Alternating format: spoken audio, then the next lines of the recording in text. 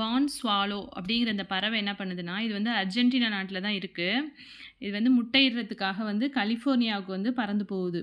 எவ்வளோ கிலோமீட்டர்ஸ் பறக்குது அப்படின்னா, கலிஃபோர்னியா வரத்துக்கு வந்து கிட்டத்தட்ட 8300 கிலோமீட்டர் பறந்து கலிஃபோர்னியாவுக்கு வந்து அங்கே முட்டையிட்டு குஞ்சு பொரித்து அந்த குருவிகளையும் அழைச்சிட்டு மறுபடியும் வந்து 8300 கிலோமீட்டர் ட்ராவல் பண்ணி எங்கே போகுதுன்னா, அதோட சொந்த நாடான அர்ஜென்டினாவுக்கு போகுது. இது வந்து ஜென்ரலாக வந்து ஒரு மலைப்பகுதியிலையோ இல்லை நிலப்பரப்புலையோ பறந்தால் வந்து எங்கேயோ இறை தேடி ரெஸ்ட் எடுத்துக்கலாம், எல்லாம் பண்ணிக்கலாம். ஆனால் இது எங்கே பறக்குது அப்படின்னா, கடல் பரப்புக்கு மேலே தான் பறந்து போகுது. கடல் பரப்புக்கு மேலே பறக்கும்போது அதுக்கு வந்து என்ன பண்ணும் அப்படின்னா, பசி எடுக்கும் இல்லையா? பசி எடுத்தால் என்ன பண்ணுன்னா, ஒரு சின்னோண்டு குச்சியை வந்து வாயில் கவ்விட்டு வருது. பசி எடுக்கும்போது அந்த குச்சியை வந்து அந்த தண்ணி மேலே போட்டு அது வந்து மிதக்கும். அது மேலே உட்காந்து மீனை பிடிச்சி சாப்பிடுது. அந்த ஒரு சின்ன குச்சி தான் வந்து அதோட தன்னம்பிக்கை. சரியா? அந்த குச்சி இல்லைன்னா என்ன பண்ணும், அது வந்து உயிரை விட்டுரும். அந்த சின்ன குச்சியை நம்பி தான் அது வந்து எவ்வளோ தூரம் ட்ராவல் பண்ணுது அப்படின்னா, 8300 கிலோமீட்டர் ட்ராவல் பண்ணி வந்துட்டு மறுபடியும் வந்து 8300 கிலோமீட்டர். அப்போ ஒரு வருஷத்தில் 16600 கிலோமீட்டர் வந்து இந்த சின்ன பேர்டு வந்து ட்ராவல் பண்ணி போகுது. ஸோ அதோட நம்பிக்கை வந்து என்ன அப்படின்னா, அந்த வாயில் அது கவ்வி இருக்கு இல்லையா, அந்த சின்ன குச்சி தான். ஸோ அந்த சின்ன பேர்டு வந்து என்ன பண்ணுது அப்படின்னா, இவ்வளோ நம்பிக்கையாக இருக்கும்போது நம்மளால் முடியாதா? நம்மளோட இலக்கை வந்து அடையிறதுக்கான அந்த பயணத்தை வந்து என்ன பண்ண முடியும்? நம்மளும் நம்பிக்கை இருந்தால் அடைய முடியும். ஸோ நம்மளால் முடியுமா?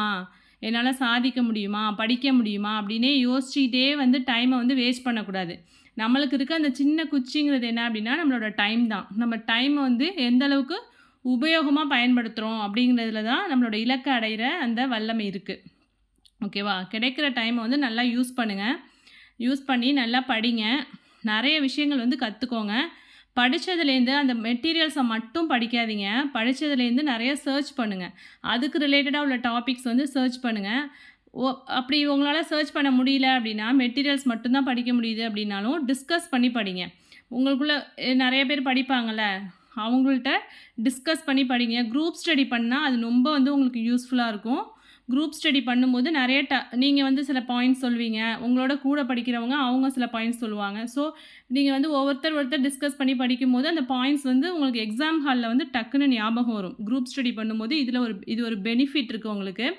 So group study is best method for competitive exam. உங்களோட இலக்கை அடைகிறதுக்கு நீங்கள் மட்டும்தான் முயற்சி எடுக்கணும். ஓகேவா? ஸோ உங்கள் கையில் தான் இருக்குது. வெற்றிங்கிறது வந்து நீங்கள் வந்து அதை எப்படி கொண்டு போகிறீங்க அப்படிங்கிறதுல தான் உங்களோட வெற்றி வந்து அடங்கியிருக்கு. நமக்கு ஒரு கிஃப்ட் கிடைக்கிது அப்படின்னா, அது வந்து நம்மளுக்கு எந்த அளவுக்கு ஹாப்பினஸ் கொடுக்குமோ, அதே மாதிரி நம்ம ஒருத்தவங்களுக்கு வந்து ஒரு கிஃப்ட் கொடுக்குறோம் அப்படின்னா, அது வந்து பல மடங்கு ஹாப்பினஸ் வந்து நமக்கு வந்து கொண்டு வரும். காம்படிட்டிவ் எக்ஸாமுக்கு படிக்க போகிறேன் அப்படின்னு டிசைட் பண்ணிட்டீங்க அப்படின்னா, நீங்கள் சோஷியல் மீடியாவில் வேறு எந்த வீடியோஸ் பார்த்தீங்க அப்படின்னா, அது வந்து நெக்ஸ்ட்டு இந்த வீடியோ மட்டும் பார்த்துக்கலாம், இந்த வீடியோ மட்டும் பார்த்துக்கலாம் அப்படின்னு போயிட்டே தான் இருக்கும். அது மாதிரி டைமை வேஸ்ட் பண்ணாதீங்க. ஸோ எக்ஸாம் ரிலேட்டடாக உள்ள வீடியோஸ் அது மட்டும்தான் வந்து உங்களோட மைண்டில் வந்து ஓடிட்டே இருக்கணும். அந்த வீடியோஸ் மட்டும்தான் பார்க்கணும். வேறு எந்த இதுலேயுமே வந்து நீங்கள் டைவர்ட் ஆகி வேறு வீடியோஸ் எதுவுமே வந்து பார்க்கக்கூடாது. அது மாதிரி பார்த்தீங்கன்னா வந்து உங்களோட மெமரி பவர் வந்து அதில் போயிடும். ஓகேவா? ஸோ உங்களுக்கு வந்து எஜுகேஷ்னல் வீடியோ பார்த்துட்ருக்கீங்க அப்படின்னா, அதே கரெக்டாக கண்டினியூ பண்ணுங்கள். நெக்ஸ்ட்டு வேறு ஏதாவது நீங்கள் வந்து டைவர்ட் ஆகி வேறு வீடியோ பார்த்தீங்க அப்படின்னா, ஸோ இந்த அவங்களுக்குள்ள சண்டை அதெல்லாம் வந்து நீங்கள் டிஸ்கஸ் பண்ணிவிட்டு அதெல்லாம் வந்து பெருசாக எடுத்து பார்த்துட்டு இருந்தீங்க அப்படின்னா, உங்களோட டைம் தான் வேஸ்ட் ஆகும். ஸோ உங்களோட டைமை வந்து வேல்யூபிளாக யூஸ் பண்ணுங்கள். கண்டிப்பாக உங்களுக்கு வந்து வெற்றி கிடைக்கும். So thank you.